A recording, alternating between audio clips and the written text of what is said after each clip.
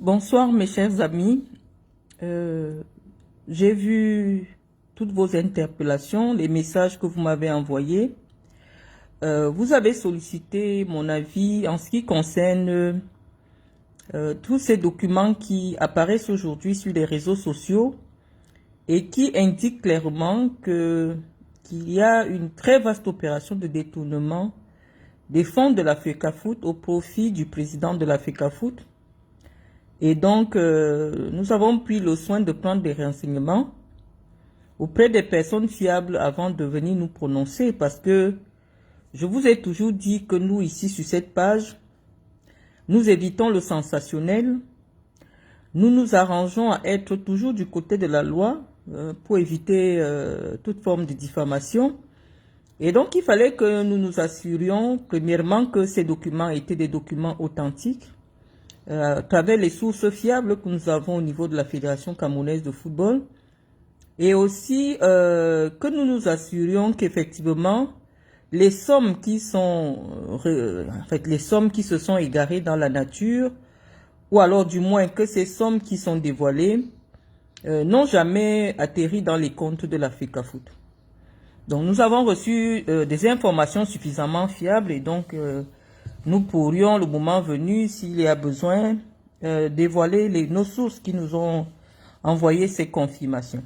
Donc je vous remercie d'être là. Je vais faire un très très long monologue parce que, avant d'atterrir sur le sujet de la FECAFOOT, il y a une actualité aussi qui m'a interpellé personnellement, parce que il s'agit d'une correspondance des élites, de quelques élites, des élites de la région du Sud, et notamment des Boulou du Dja et Lobo, une correspondance qui circule sur les réseaux sociaux à travers laquelle les Camerounais ont pu découvrir la rupture idéologique qui existe aujourd'hui entre l'élite cultivée, intellectuelle, responsable de la région du Sud et plus particulièrement du département du Dja et Lobo, et le président Biya.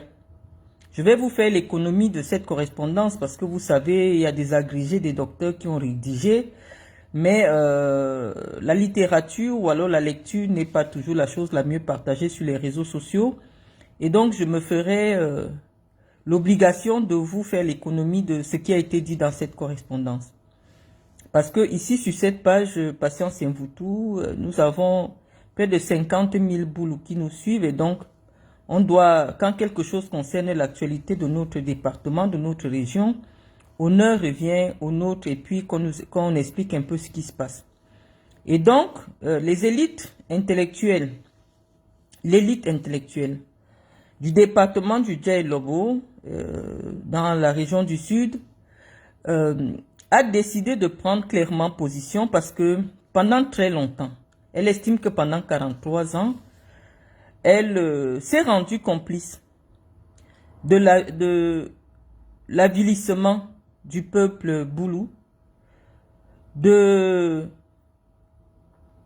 l'appauvrissement de notre région, parce que pendant 43 ans, elle s'est tue. Pendant 43 ans, elle avait pensé que le président Biya était suffisamment conscient de la responsabilité qui était la sienne, à savoir de développer sa propre région, de promouvoir, de développer notre région, parce que oui, c'est le président de tout le Cameroun, mais dans la vision de celui qui lui a cédé le pouvoir, c'était que il fallait quelqu'un de cette région suffisamment défavorisée qui pouvait porter cette région, qui est la mamelle nourricière, parce que l'élite a bien voulu rappeler qu'à l'époque, la région du Sud et la région du Centre ne faisaient qu'une seule région. Et vous pouvez imaginer le poids politique que pouvait représenter à cette époque une telle configuration.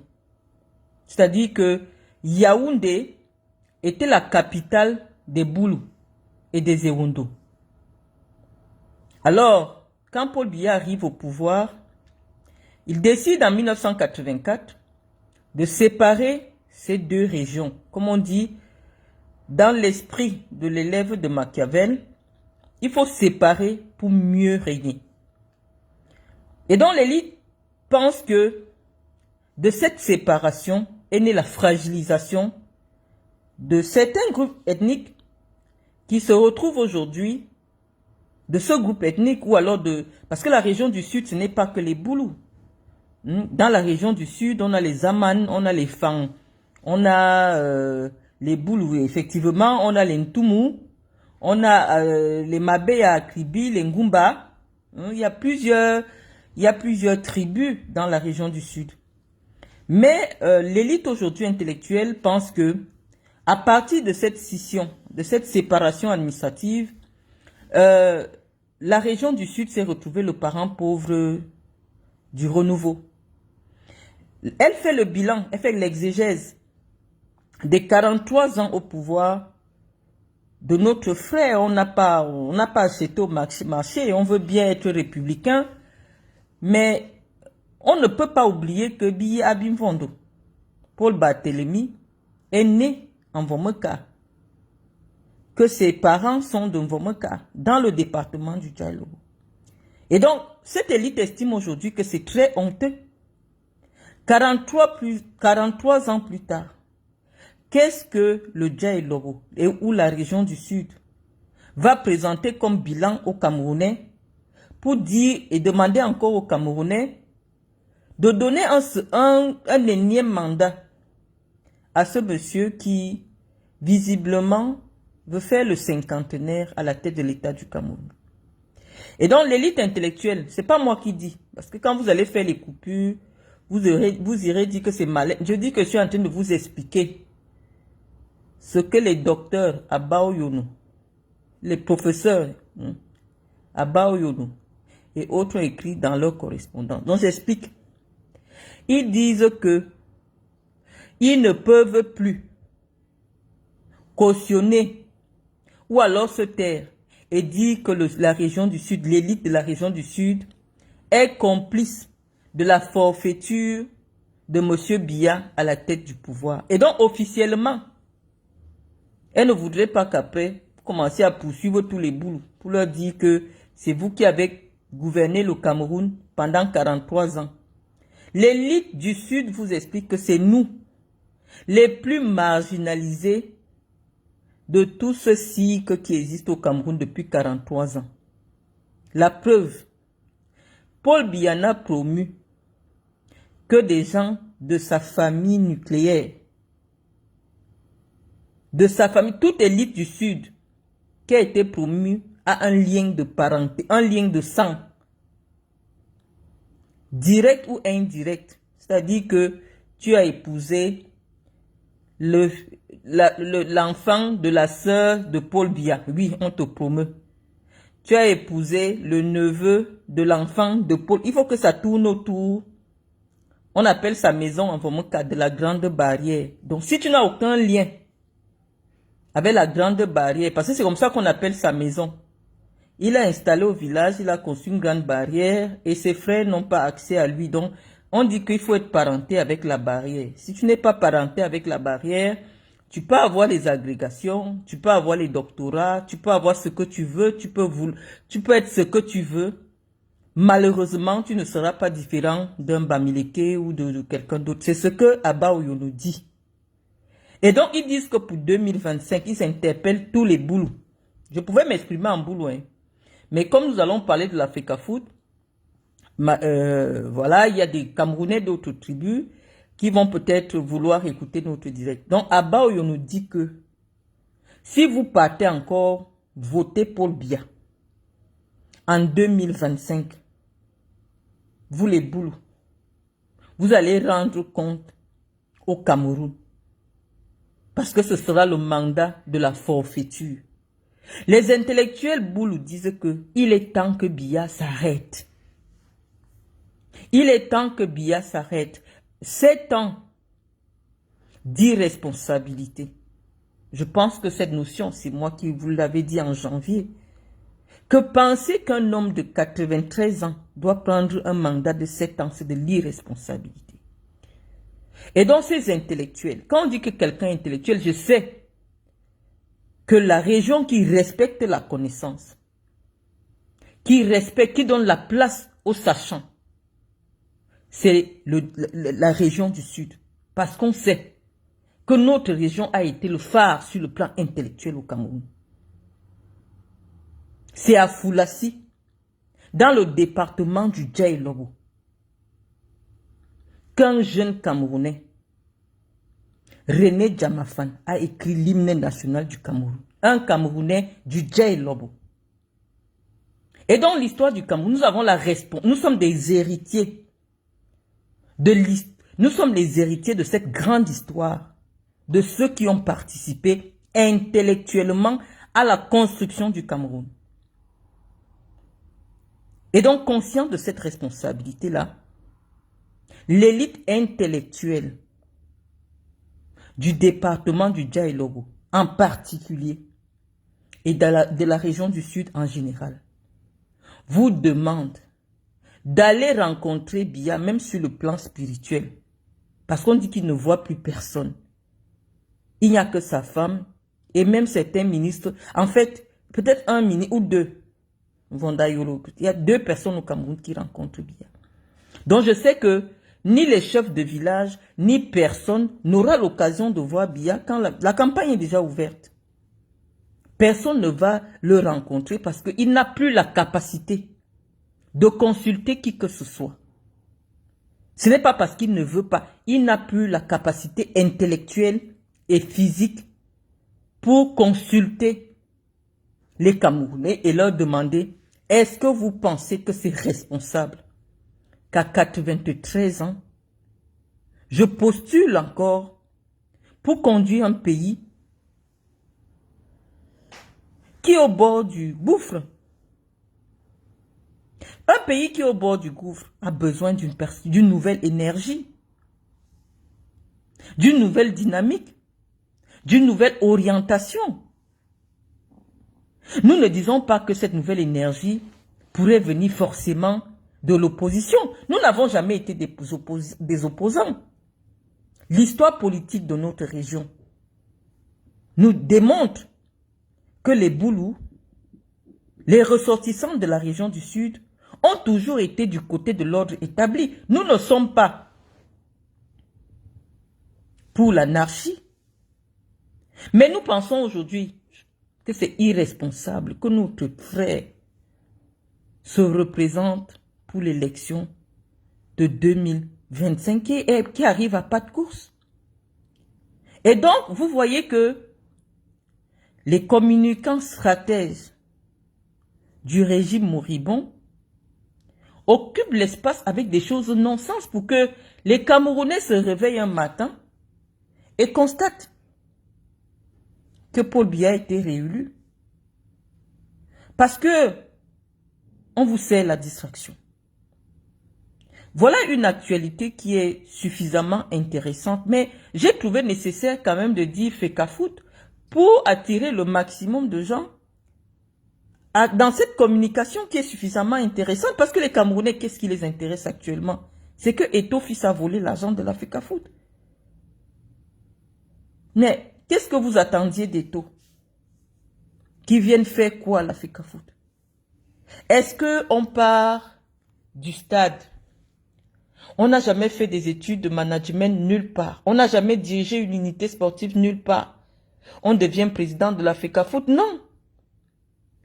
Il y a eu un vote irresponsable à la Fecafoot.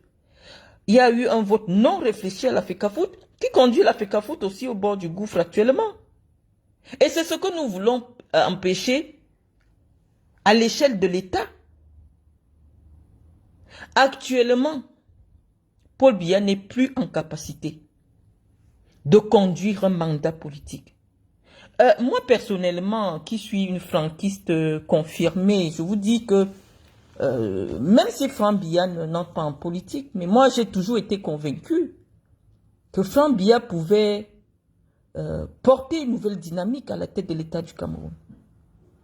Mais vous avez vu comment cette ambition qui nous animait a été suffisamment fragilisée au point où nous sommes persécutés et contraints à l'exil.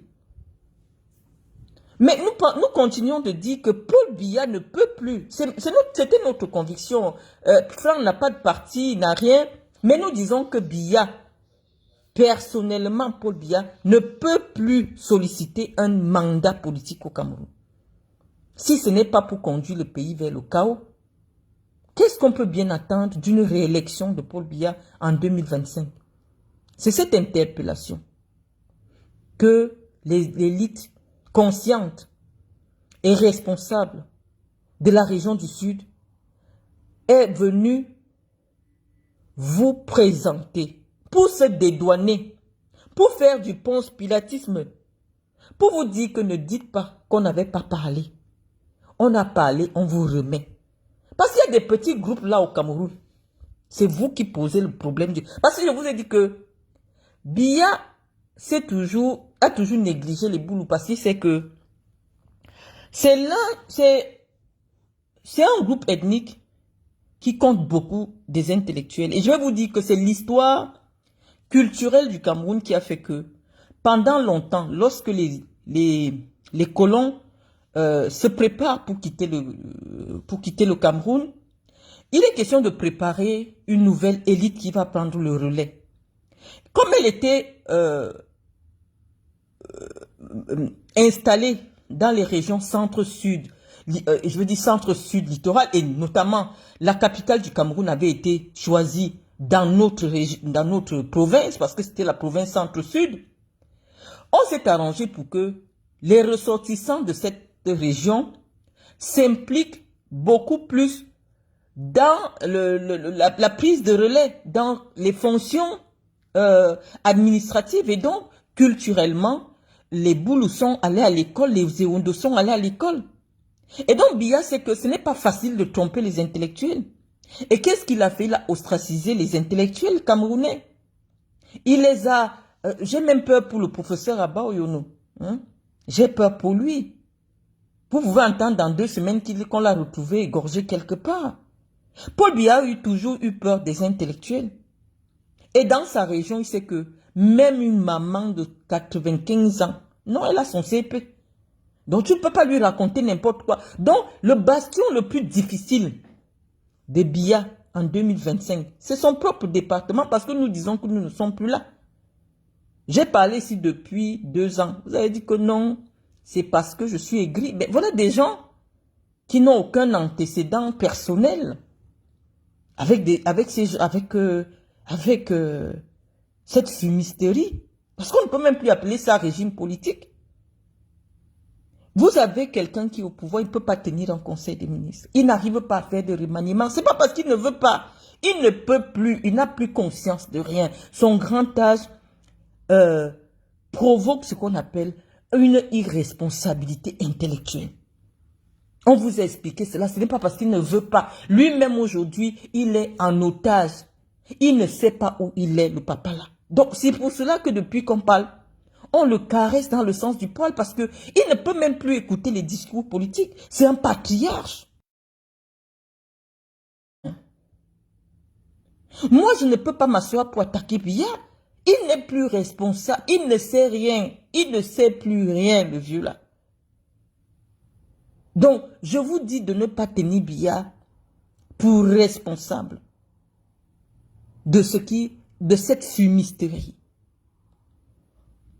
À l'heure actuelle, il a atteint l'âge de l'irresponsabilité intellectuelle. Même le choix de son propre pantalon, il ne peut plus le faire. C'est quelqu'un qui lui dit comment il s'habille. Ceux qui ont connu le président Biya dans les années 80, non, l'homme, même pour s'habiller, ah non, on sentait il aimait les Francesco Smalto. On sentait que c'est lui-même qui choisissait ses vêtements.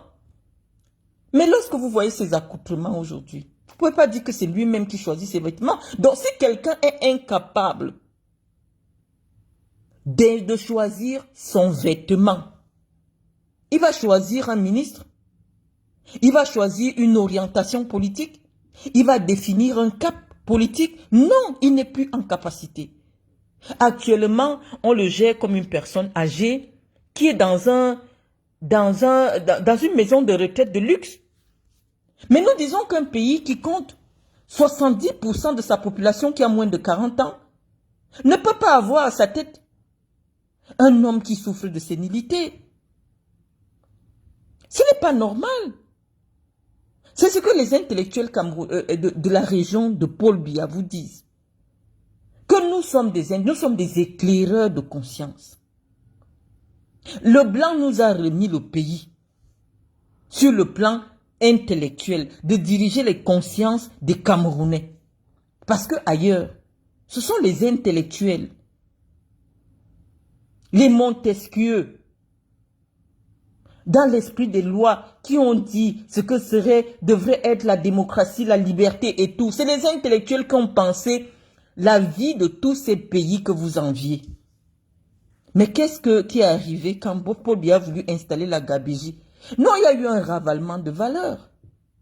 Au Cameroun, un intellectuel, pour un Camerounais, ne vaut rien. C'est un affamé, il a faim, il n'a rien. Qu'est-ce qu'on respecte au Cameroun? Quelles sont les valeurs qu'on a instituées? Oui, mon direct est fortement signalé. C'est la valeur de l'argent. L'argent à tout prix, l'argent, oui, on ne sait pas, qui n'a pas de traçabilité. Tout le monde est devenu, c'est la course au plus grand voleur. Et dont les amis, oui, actuellement, on est en train de courir derrière et tout. Je vous avais averti, vous m'avez insulté. J'ai dit, il y a des sujets, dès que je vous pose le diagnostic, après, je ne reviens plus dessus. Ça sert à rien de venir me dire, oui, Marlène, tu avais vraiment raison, et tout, là, il n'a plus rien volé, il a volé 300 millions. Mais attends, il a volé tel montant, il a volé, vous criez derrière lui. Je vous avais dit, peut-être à ma manière, qu'on ne pouvait rien attendre de bon de quelqu'un qui est ruiné. On ne peut rien attendre de bon. Mais on ne va pas passer notre temps à parler de lui. Moi, j'ai parlé 2 ou 3 fois, il s'est retrouvé devant ma porte. Pourquoi il ne cherche pas Boris Berthold? Je n'ai publié aucun document. Pourquoi il ne va pas chez Boris Berthold? Parce qu'ils savent que c'est de la distraction. Le problème est clair. En ce qui concerne l'Africa Foot, on dit aujourd'hui que l'Africa Foot est insolvable. Ça signifie quoi? Elle n'a pas d'argent pour respecter ses engagements. Je vais vous expliquer, peut-être pour vous permettre pour nous permettre de faire une transition. Parce que même sur le cas de Paul Biya, il n'y a plus rien à dire. Si vous partez voter Paul Biya, vous les Bamileke là, vous les nordistes là, c'est votre problème. Nous on a déjà parlé, on est quitté dessus. Nous on ne veut pas voir des gens arrêter les uns et les autres avec les couteaux pour dire que vous finissez avec nous. On a déjà déposé comme Ponce Pilate. Faites ce que vous voulez parce que c'est vous qui dérangez. On parle comme ça sur Internet. Mais les Bamileke vont aller s'asseoir, ils vont voter Paul Biya. Juste pour nous énerver sur les réseaux sociaux. C'est vous qui votez Paul Biya. C'est vous là. Vous qui n'avez pas de véritable conviction. Pourquoi un Baham peut être mon président? Mieux, je vote Paul Biya. C'est vous qui avez ce type de considération là-bas. C'est vous qui dérangez. Un Bouddha s'assoit et dit que non, je ne peux pas voter un Baham. Les Bahams sont chiches. C'est vous qui dérangez. Mais on vous dit que la vie ne doit pas se limiter à votre comptoir. C'est-à-dire que dès que toi tu vends, le Cameroun peut se brûler, tu t'en fous. Il faut avoir la responsabilité. Il faut avoir le sens de la responsabilité citoyenne. Nous ne sommes pas nombreux. C'est pour ça que Biya s'en fout de nous. Parce que si nous étions 2 millions au Cameroun, Paul Biya ne pouvait pas faire 15 ans au pouvoir. Parce que c'est 2 millions d'intellectuels qui allaient lui dire que l'alternance politique est une opportunité, c'est une chance. Parce que tous les États qui se sont développés, c'est parce qu'il y a eu une multiplicité d'opportunités.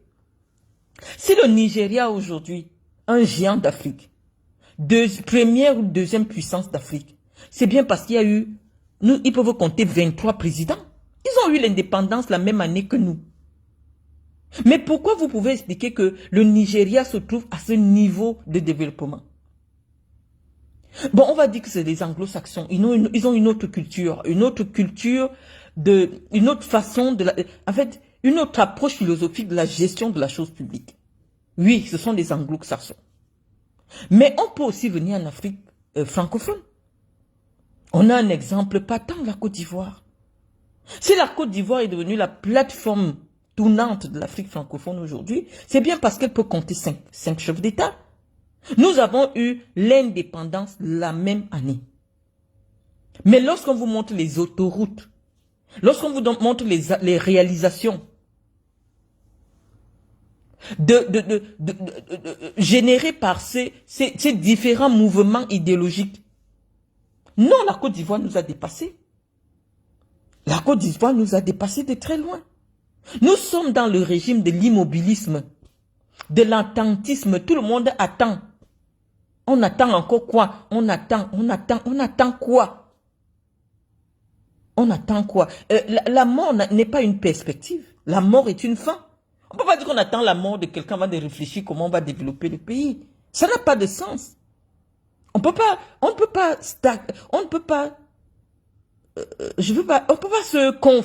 se conforter de l'immobilisme intellectuel et moral. Ça ne bouge pas. Les valeurs morales ont foutu le camp. Quelqu'un débarque dans une institution publique. Il transforme, ça devient une affaire privée. Et il y a quand même des Camerounais qui s'installent pour vous expliquer que c'est normal que Eto'o fils reçoive de l'argent qui concerne les lions indomptables dans son compte personnel, soit disant que c'est parce que les transactions financières avec la Russie sont frappées de sanctions par l'Union européenne. Mais je vous dis, mais vous pensez que vous avez affaire à qui là? Le Cameroun a fabriqué une horde d'analphabètes, ça c'est vrai.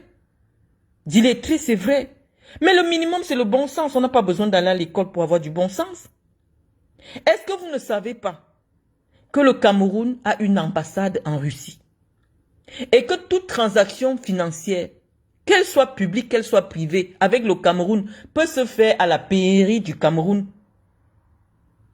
Ça a coûté quoi à Samuel Eto'o de solliciter, de la même manière que l'État, par exemple, dans le cadre de l'affaire de Amougou Belinga pour le rachat des parts, des actions je veux dire, il y avait une chaîne de télé là qui a même disparu. L'État peut utiliser l'argent de l'ambassade pour acheter quelque chose de privé, on le sait, et c'est réciproque. C'est-à-dire que la FECAFOOT est une institution au Cameroun. Si la FECAFOOT a besoin de recevoir de l'argent de la Fédération de Russie, elle peut solliciter l'ambassade de Russie pour recevoir cet argent. Je vais vous prendre un exemple. Parce que je vous parle toujours avec les exemples pour que vous compreniez. Quand vous demandez le visa de l'évacuation sanitaire à l'ambassade de France, on vous demande de solliciter auprès de l'établissement hospitalier, que ce soit public, que ce soit privé, de vous envoyer un devis. Dès que vous recevez le devis, on vous dit d'aller verser l'argent là à la pairie de France. C'est un privé. C'est un établissement privé. Mais l'ambassade de France vous indique la pairie de l'ambassade pour payer. Et c'est maintenant l'ambassade qui sollicite l'institution française et lui dit, tu as ton argent chez nous, viens récupérer. Pourquoi pour le Cameroun, il faut toujours trouver la sorcellerie? Depuis quand de l'argent destiné à l'association devrait se retrouver dans le compte d'un individu au Qatar, alors que votre pays a l'ambassade? Et vous êtes content sur les réseaux sociaux de dire des choses pareilles. Non, il a utilisé. Non, c'est un détournement. Dès lors que l'argent n'est jamais arrivé dans les comptes de la FECAFOOT, c'est un détournement, ce n'est pas un débat. Ce n'est pas un débat, c'est un détournement de l'argent de la FECAFOOT. Et je vais vous expliquer comment ça se passe. Parce que nous sommes maintenant dans une démarche purement didactique. On n'est plus dans le clash. Parce qu'on comprend qu'au fond, Eto'o, est-ce que c'est sa faute? Le gars arrive là, il ne sait rien, il cherche aussi, c'est-à-dire il fait même un vol bête, il vole bêtement. Parce qu'il y a d'autres stratégies plus fines, plus raffinées. si tu veux détourner de l'argent. Parce que je vous ai dit que je vous apprends le bon côté aussi, le mauvais côté. Mais ça, c'est un vol grossier, un détournement bête, stupide. On ne fait pas ça. Il y a une façon de prendre l'argent dans le football sans trace. Mais regarde ce qu'il fait. Regarde ce qu'il fait. C'est honteux. Moi, j'ai honte à sa place. Et vous voyez des gens sur les réseaux sociaux, non, il fallait qu'il encaisse l'argent dans son compte. Non. Lorsque vous travaillez avec une institution du Cameroun, vous êtes à l'étranger, vous partez à l'ambassade du Cameroun, vous sollicitez l'ambassadeur et lui dit, nous sommes en train de travailler, voir une transaction financière avec la FECAFOOT ou avec la SNI ou avec machin. Il y a une pairie, il y a un trésor public, il y a des représentants du trésor public. Ils vont vous faire le dépôt et s'arranger à transférer les fonds au Cameroun. C'est propre, c'est-à-dire que la FECAFOOT reçoit de l'argent propre. Puisqu'on aura déposé l'argent dans les caisses de l'État et l'État va donner l'argent à la FECAFOOT. C'est comme si tu as fait un Western Union, mais de manière diplomatique. Je vous ai pris l'exemple de la pairie de France, où toutes les transactions financières avec des personnes morales, des personnes morales privées ou publiques se déroulent. Lorsque vous voulez payer vos frais d'hôpitaux, que ce soit dans un hôpital public ou privé, vous payez à la pairie de France les 30 millions, 40 millions, 60 millions. Ça se fait à la pairie de France. Donc, une transaction qui concerne la Fédération de Russie, le président de la FECAFOOT allait simplement indiquer le lieu en Russie où l'argent d'une institution publique devrait être déposé. Et maintenant, l'ambassadeur allait recevoir les fonds et procéder au virement parce que les ambassades ont leurs moyens diplomatiquement protégés pour faire des transferts des fonds. Donc moi je ne comprends pas. Quand quelque chose concerne le Cameroun depuis que Biya est fatigué, ça devient seulement la sorcellerie. Il a reçu l'argent. Moi-même j'ai un compte au Qatar. Pour recevoir l'argent sur ton compte au Qatar, ça se passe comme partout dans le monde. Une telle somme, même si c'est simplement 50 000 euros. Bon, 50 000 euros. Même si c'est seulement 10 000 euros. Le banquier qatari va vous demander le document qui vous autorise à recevoir l'argent sur votre compte. Moi, je suis curieuse de savoir quel est le document que Samuel Eto'o a bien pu fournir à son banquier qatari pour justifier le motif du virement d'une somme qui concerne la FECAFOOT. Parce que je vous assure que Eto'o fils, ce n'est pas la FECAFOOT, c'est deux personnes différentes. Quand vous arrivez chez votre banquier, vous lui présentez une correspondance des paiements, des droits, parce que je voulais vous expliquer comment ça se passe la négociation des matchs amicaux. Lorsqu'il y a un match amical qui concerne les Lions indomptables du Cameroun, en principe, l'État du Cameroun s'assure que tous les déplacements des Lions soient couverts. Ça, c'est contenu dans une convention qui a été querellée pendant plusieurs mois ici sur les réseaux sociaux. Et donc, l'État camerounais a toujours tenu à ses engagements, sans faille. Lorsque les Lions se déplacent, je vous ai dit, ça peut être une semaine. Vous voyez ce que ça vous coûte. Ça coûte des lycées dans le nord, ça coûte des collèges, des marchés. Vous voyez ce que cette équipe vous coûte. Mais l'État du Cameroun pense que l'équipe nationale du Cameroun est l'une des meilleures ambassadrices du Cameroun, fait connaître, vendre l'image du Cameroun à l'étranger. Et donc, sur le plan culturel, parce que le football fait partie de la culture, c'est une très grande ambassadrice. Et elle investit donc pour promouvoir le nom du Cameroun. Et nous sommes d'accord avec l'État. Parce que si certaines personnes dans le monde arrivent à situer le Cameroun sur la carte, c'est bien parce que le Cameroun est compté dans le monde comme une grande nation du football. Donc nous n'allons pas faire des reproches à l'État de mettre à la disposition de la FECAFOOT les moyens conséquents pour permettre le bon déploiement de notre équipe à l'étranger et à l'intérieur du pays. Donc sur cette partie-là, il n'y a pas de débat. Mais lorsque vous négociez un match amical, les organisateurs des matchs amicaux vendent ce qu'on appelle les droits télé. Ils vendent les tickets de ceux qui vont venir voir les matchs. Il y a un certain nombre il y a de l'argent autour de l'organisation. Et dans la convention qui lie l'organisateur et les équipes invitées, il y a une partie qui dit que on devra vous reverser une partie des droits de TV, une partie des recettes. Cet argent sert au fonctionnement de la fédération. Parce que je vous ai dit que les sources de financement, en dehors de la subvention de l'État, la subvention de l'État ne concerne que la prise en charge des équipes nationales. Mais pour le développement même de la FECAFOOT, pour le financement des activités propres de la FECAFOOT doit trouver elle-même ses propres moyens. Et donc pour trouver ces moyens, c'est au travers des matchs amicaux, des publicités, tout cela participe à avoir un peu d'argent dans les caisses propres de la FECAFOOT. Parce que la FECAFOOT a l'obligation de trouver elle-même ses propres moyens pour son fonctionnement.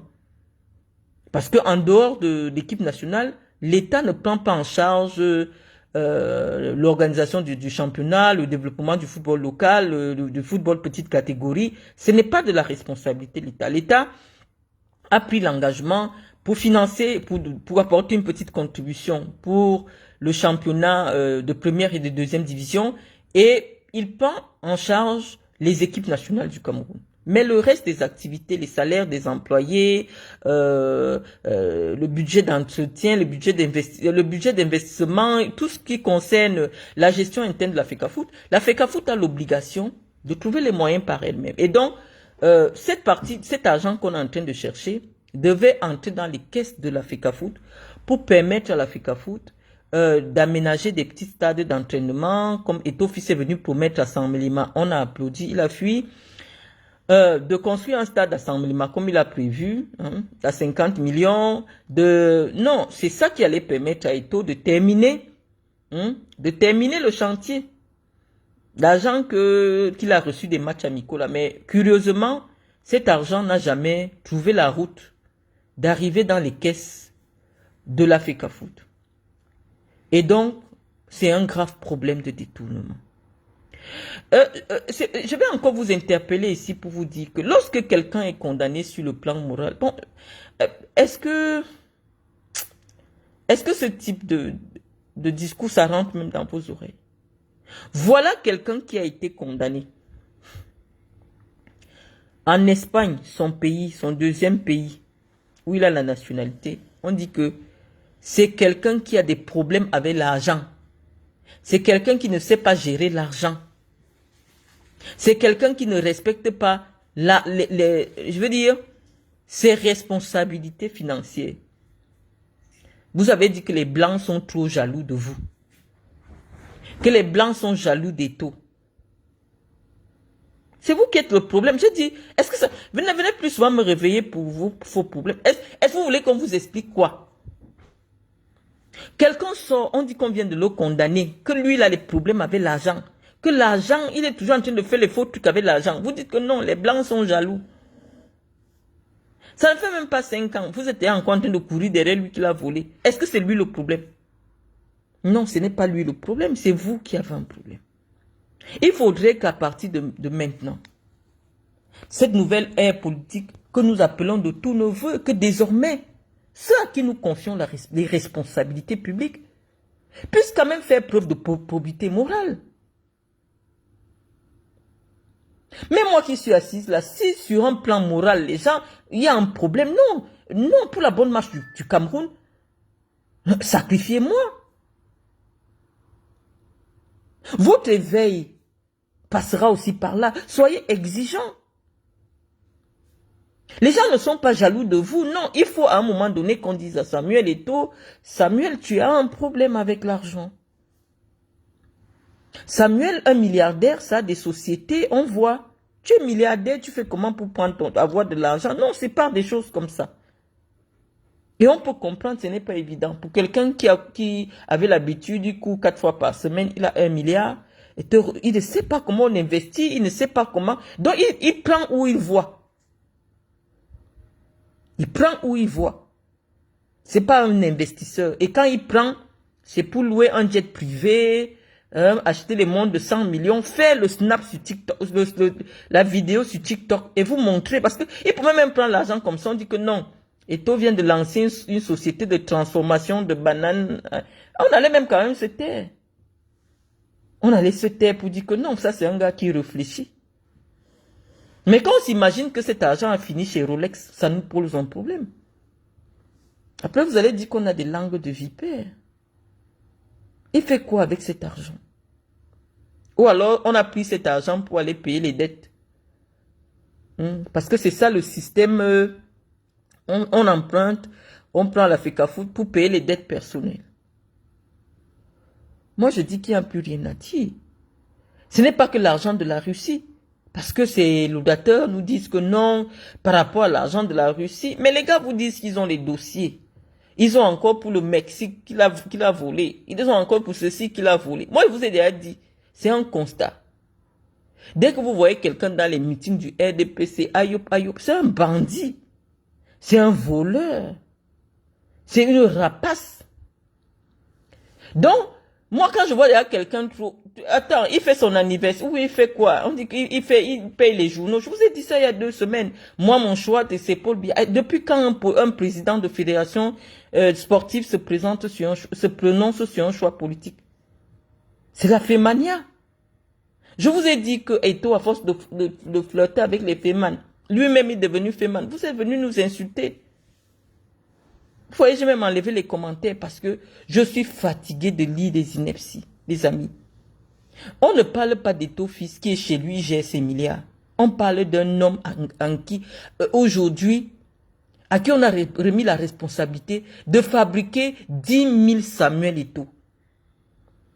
Depuis qu'Eto'o est arrivé, on a découvert quelle pépite. Et même les détections, qu'est-ce qu'il fait? Il a ramené quoi de spectaculaire ou de notoire au niveau de la gestion du football camerounais? Rien. Que la sorcellerie. On crée des histoires, les églisiens, les machins. C'est que des trucs à la con. La plainte là n'ira nulle part. La plainte là n'ira nulle part tant que Paul Biya est là. Hein? On vous a déjà dit que la justice n'existe plus au Cameroun. Tant que Chantal Biya est là, parce que Paul Biya, lui, c'est déjà une légume. Paul Biya en otage. Donc, on ne parlait même plus de Paul Biya. Ça ne sert plus à rien. Le vieux, on l'a enfermé dans une maison de retraite de luxe. Il n'est plus au courant de rien de ce qui se passe au Cameroun. Donc, n'invectivons plus ce papa-là. Lui-même, il est la victime d'un système qu'il a créé. Ça l'a avalé lui-même. Comment vous pouvez dire que vous avez un président, aucun ministre ne le voit, et ça ne vous choque pas? Aucun ministre ne voit Paul Biya, en dehors de son frère du village Mbondayolo et Chantal Biya. Le ministre qui vous dit qu'il voit Paul Biya, qui vient de parler, on voit. Donc c'est Chantal Biya qui vient dire que il a dit, alors que c'est faux, lui-même n'a plus conscience. Je vous dis que quand on a 92 ans, on revient dans le cycle fœtal. Vous savez ce que c'est que le cycle fœtal? Les femmes qui ont déjà porté la grossesse savent que c'est dans la journée. Prends mon téléphone là.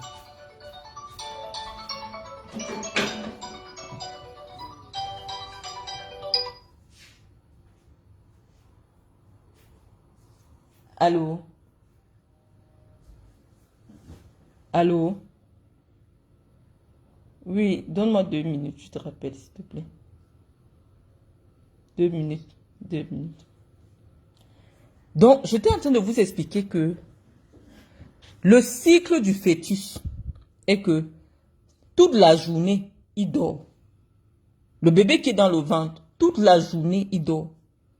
C'est dans la nuit qu'il se réveille. Dans la nuit, il se réveille.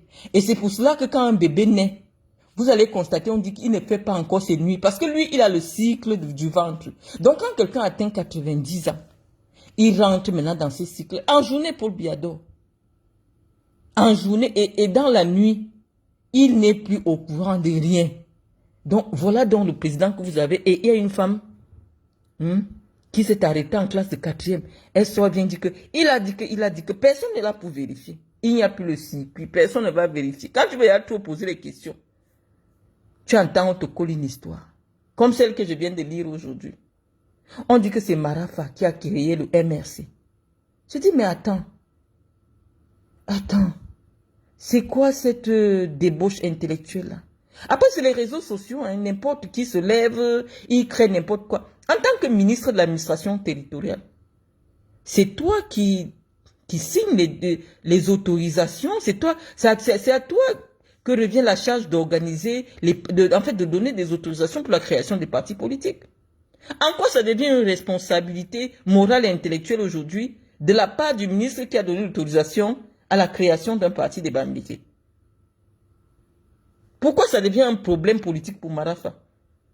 J'ai lu chez ce Patrick Bala qui m'insulte que non, Marafa doit mourir en prison parce que c'est lui qui a créé le MSC. Mais attends, quand Djadja a fait créer combien de partis? Donc, on ne devait pas créer le MSC. Et donc, comme il a créé le MSC, c'est parce qu'il voulait se servir du MSC pour prendre le pouvoir. Je vous ai dit, c'est avec des motifs aussi fallacieux qu'on a détruit toute l'élite intellectuelle et politique du Cameroun. Tu es ministre de l'administration territoriale. Est-ce que tu devines déjà que Patrick Gassam sera membre du MSC? Non, un parti politique porté par un homme politique suffisamment crédible dépose son dossier, en principe, dans un pays qui a besoin de la démocratie pour vivre. On doit donner des autorisations de création de partis. Qui allait imaginer que ça deviendrait la deuxième grande puissance politique du Cameroun? Maintenant, on dit que c'est Marafa qui est responsable de ça. Il doit seulement mourir en prison. Vous détournez le problème. On vous explique. Et moi, tout ce qui m'énerve là-dedans, c'est que c'est encore les Bambilés qui vont voter pour Biya. C'est ça qui m'énerve dans cette affaire. Essayez un peu d'avoir pitié des Camerounais. Le tout n'est pas d'avoir dans tes petits avantages. Parfois, élevez-vous au niveau de l'État. Dès qu'on va vous appeler là, vous allez encore dire que oui, Paul Biya a le meilleur choix. Non, nous on dit que ce n'est pas le meilleur choix. Nous lui avons donné le mandat de 2018 parce qu'on disait qu'il va changer la constitution pour favoriser une meilleure transition. Mais intellectuellement, le président est perdu. Il ne peut plus faire preuve de sagacité intellectuelle. Il ne fait pas exprès, c'est le cycle de la vie.